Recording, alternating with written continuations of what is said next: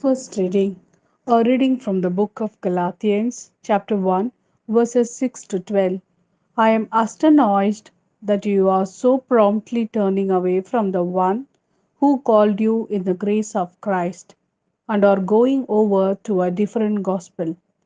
Not that it is another gospel, except that there are troublemakers among you who are seeking to pervert the gospel of Christ.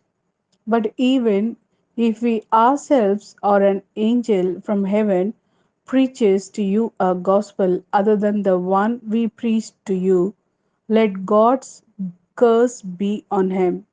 I repeat again what we declared before. Anyone who preaches to you a gospel other than the one you were first given is to be under God's curse. Whom am I trying to conserve now? Human beings or God? Am I trying to please human beings? If I were still doing that, I should not be a servant of Christ. Now I want to make it quite clear to you, brothers, about the gospel that was preached by me, that it was no human message.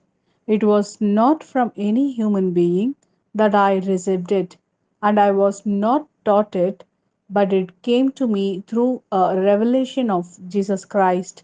This is the word of Lord. Thanks be to God. A reading from the Gospel according to Luke, chapter 10, verses 25 to 37. And now a lawyer stood up and to test him, asked, Master, what must I do to inherit eternal life? He said to him, What is written in the law? What is your reading of it? He replied, You must love the Lord your God with all your heart, with all your soul, with all your strength, and with all your mind, and your neighbor as yourself.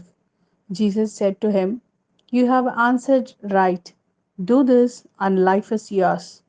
But the man was anxious to justify himself and said to Jesus, And who is my neighbor?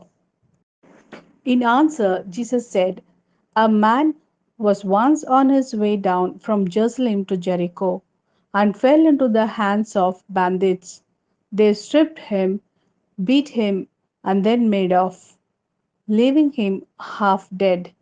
Now a priest happened to be traveling down the same road, but when he saw the man, he passed by on the other side. In the same way, a Levite who came to the place saw him and passed by on the other side.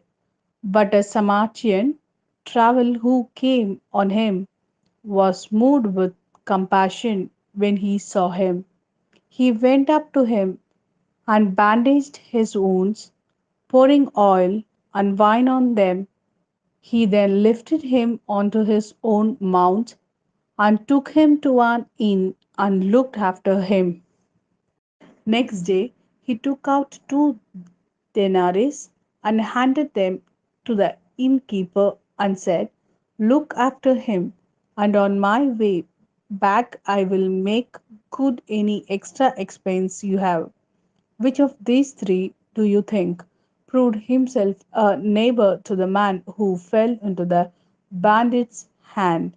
He replied, The one who showed pity towards him. Jesus said to him, Go and do the same yourself.